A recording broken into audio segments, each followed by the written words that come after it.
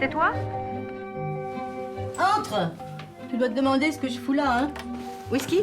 Martin Provost, bonjour, merci de nous recevoir Cinéman donc, pour cette 67e Berlinale. Vous y présentez cette année donc Sage-Femme avec entre autres Catherine Deneuve et Catherine Froux. Avant toute chose, vous dédiez votre film à une certaine Yvonne André. Alors est-ce que vous pourriez nous en dire quelques mots? Parce que c'est quand même une histoire absolument incroyable. Oui, j'ai été sauvé par une sage-femme à ma naissance. En fait, je devais mourir ou être très, très atteint et c'était à une époque un peu reculée maintenant. Et il y avait, quand il y avait une opposition entre les Rhésus, entre la mère et l'enfant, souvent l'enfant y restait.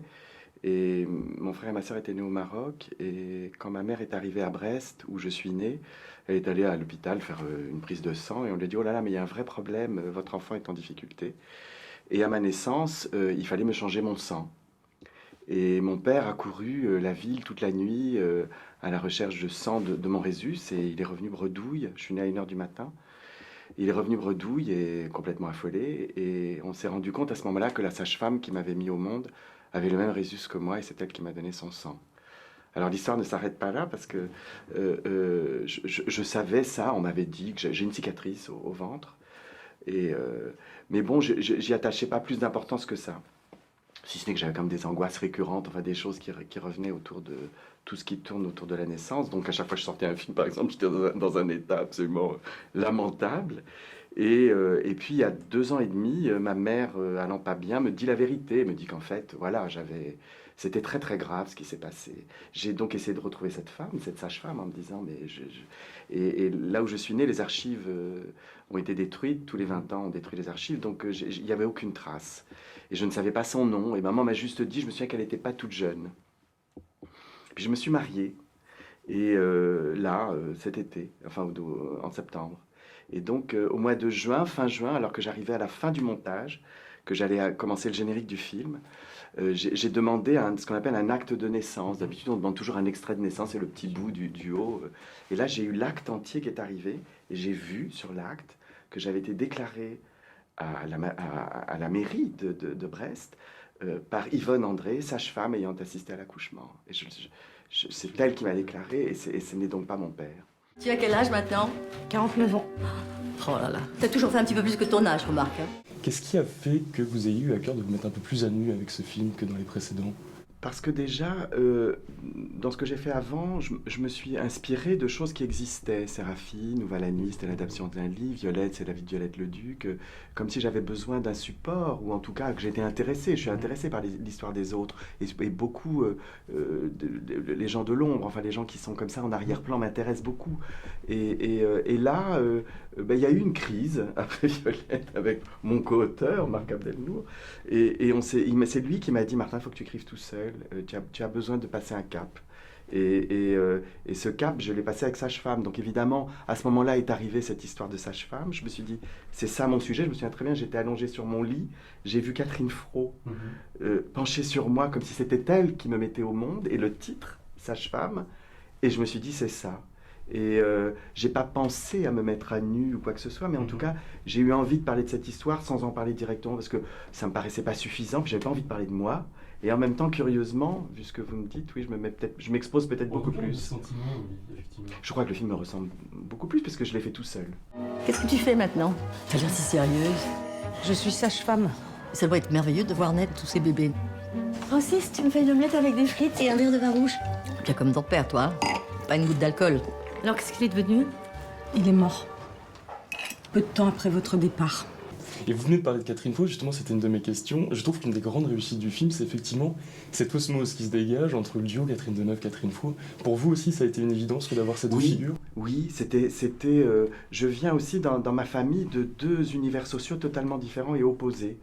Ma mère venait d'une bourgeoisie parisienne, voilà, et mon père était d'origine très très modeste, un homme brillant, officier de marine, mais d'un milieu très très modeste. Et je me souviens j'ai toujours été écartelé entre 2 mondes, et c'est ce monde-là aussi que j'ai mis en scène dans ce film, c'est-à-dire au-delà de ce que sont vraiment Catherine Deneuve et Catherine Froux, c'est le monde des sages-femmes et ce monde qu'incarne Catherine Deneuve, même si elle a des origines modestes dans le film, mais c'était pas évident pour moi, et en même temps, j'étais sûr que j'arriverais à mon but, et qu'à un moment, le point de jonction, comme se tirait entre sage et femme, se ferait, et ça marchait. Moi, il y a un élément qui m'a particulièrement intéressé, c'est ce rapport entre l'être humain et la maladie. En l'occurrence, le cancer. Qu'est-ce qui fait, selon vous, que la maladie puisse amener l'être humain à ce point sur le chemin de la rédemption ? Parce que je pense que les maladies ne viennent pas par hasard et que on est tous, enfin notre condition humaine fait que on aspire tous au bonheur et à la santé, et en même temps c'est très bien qu'on finira tous totalement délabrés et dans une usure déconcertante, et que c'est inhérent à notre vie, à tous. Et on voudrait tellement écarter ça. Et la maladie revient ou vient dans votre vie pour vous rappeler la fragilité de la condition humaine. Et on vit dans une société où on voudrait être protégé de tout, même de la mort, et ça me paraît tellement une absurdité. Moi, je vis tous les jours avec. Et c'était ça aussi que je voulais montrer dans le film, et que ça n'était pas plus grave que ça. Qu'est-ce que tu ferais si quelqu'un du passé revenait vers toi? Quelqu'un qui t'a fait du mal? Je change de trottoir. Pas toi. Je croyais que vous étiez une princesse hongroise, que vous aviez du sang russe. Mais j'ai toujours aimé raconter n'importe quoi. Et j'aime encore plus quand on me croit. Qu'est-ce qui fait, selon vous, que là où, normalement, la raison voudrait qu'on ne rappelle pas ces personnes-là qui nous ont fait du mal, et bien finalement, on arrive à leur tendre la main quand même, et puis on arrive à avoir un rapport beaucoup plus bienveillant avec sa propre histoire? C'est une chose très importante dans ma vie. Les gens que j'ai aimés, que j'ai haïs, c'est le même sentiment renversé. Hein. J'ai toujours besoin de les retrouver à un moment et de faire la paix. Je me souviens, il y a 15 ans, certaines personnes, je me disais, je ne voudrais pas mourir et ne pas leur avoir dit au revoir, ne pas leur avoir dit que je les ai aimés.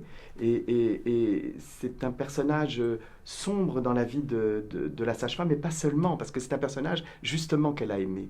Et c'est cet amour-là qu'on enfouit. Mais oui, c'est cet amour-là qu'on enfouit et qu'on transforme en haine, qu'on doit travailler et qu'on doit remettre à la lumière. Et c'est ça l'histoire du film. Je peux savoir pourquoi tu fais tout le temps la gueule? Vous disparaissez pendant plus de 30 ans et il faut que je sois au garde à vous parce que vous avez besoin de moi. En réfléchissant après le film, c'est un film qui parle du pardon, du merci, d'un besoin de reconnaissance. Je me suis demandé si finalement tout ça, c'était pas juste une question de sémantique et que ça pouvait être résumé en appel au secours pour quelqu'un pour lequel le silence aurait été devenu insupportable finalement. Oui, c'est juste, oui, en effet. Cette femme est complètement livrée à elle-même. Elle a construit sa vie sur un malentendu. Elle a vraiment décidé à 16 ans, parce qu'elle a perdu son père, parce qu'elle a été abandonnée par cette femme, parce qu'elle ne s'entend pas avec sa mère, de se jeter dans le don aux autres. Et c'est une imposture. Même si elle le fait merveilleusement, elle se rend compte que ce n'est pas totalement sincère, qu'il y a une partie d'elle qui ne vit pas. Et c'est par le pardon qu'elle va dépasser ce stade-là et s'ouvrir totalement à l'amour et à l'autre. Ma liberté, c'est toi qui m'as aidé à larguer les amarres à eux. On allait n'importe où, on allait jusqu'au bout des chemins de fortune. On cueillait en rêvant. Tu vois, je suis sage, hein. Je mange du pain complet et je bois du thym. C'était donc la première fois que Catherine Fro et Catherine Deneuve se donnaient la réplique à l'écran. Comment vous avez appréhendé vous ce duo? Je ne l'ai pas appréhendé, je l'ai fait au jour le jour. Enfin, ça s'est fait. C'est très mystérieux, un film. C'est du vivant, hein. Donc c'est de l'ordre de l'invisible. Moi, je ne sais pas de quoi c'est fait. Mais je fais, et ça marche. Donc j'y suis arrivé, en tout cas. Je rentrais le soir parfois très épuisé, mais ça s'est fait parce qu'elles sont d'abord très douées. Donc il faut beaucoup d'humilité pour diriger deux actrices pareilles. Et donc ça a été une épreuve d'humilité pour moi. Et en même temps, il fallait contourner les choses, contourner les obstacles, essayer de les rendre heureuses, libres, le plus possible libres. Et en même temps, Catherine Fro est quelqu'un de très tourmenté, donc remettant souvent en question les choses. Elles ont deux façons à elles de chercher la vérité. Et Catherine Deneuve, c'est par une espèce de... Elle est quand même un peu au-dessus des lois, Catherine Deneuve. Et Catherine Fro, elle travaille, et elles ont lâché l'une l'autre. Elles ont un peu lâché leur fonctionnement. C'était très, très beau à voir. Tu sais que t'es belle, toi, quand tu t'encanailles. Mais c'est un père, c'est pas possible, hein. Il faut que je t'en rachète un autre. Bon, je sais plus quoi penser, là. Dans les premières scènes du film, on voit Catherine Fro donner naissance à deux nouveau-nés. Est-ce qu'elle a réellement joué ce rôle de sage-femme ou c'était la... Oui, ça faisait partie du pacte qu'on avait. Quand je lui ai parlé du projet, oui, je trouve ça affreux dans les films, des bébés qui sortent de 3 mois, souvent bien peignés avec des joues bien... Ah non, ça faisait partie du postulat de départ, c'est que je voulais qu'elle suive un apprentissage et qu'on filme des vraies naissances. Et donc on a tourné toutes les naissances en Belgique parce qu'en France on peut pas le faire. On peut pas tourner avec des bébés de moins de 3 mois, mais j'ai rencontré des mamans, on les a accompagnées. Enfin, ça a été un long cheminement pour arriver à filmer ça et que Catherine Fro puisse faire les naissances. C'est elle qui a accouché les femmes. Il y a beaucoup de choses dans votre film, malheureusement on va pas avoir le temps de tout discuter. Néanmoins, je tenais à vous dire une chose. Je trouvais que quand vous faites le portrait de ces deux femmes et quand vous rendez hommage à cette Yvonne André, j'ai eu le sentiment que vous filmiez un peu comme auraient pu chanter des gens comme Léo Ferré et Jacques Brel. Et juste pour ça, je tenais à vous dire un immense merci parce que c'est vraiment un film bouleversant et d'une sincérité incroyable. Belles toutes les deux. Vous voulez faire un tour? Moi, j'aurais été heureuse d'avoir ici comme toi. Je peux vous demander pourquoi vous avez disparu du jour au lendemain?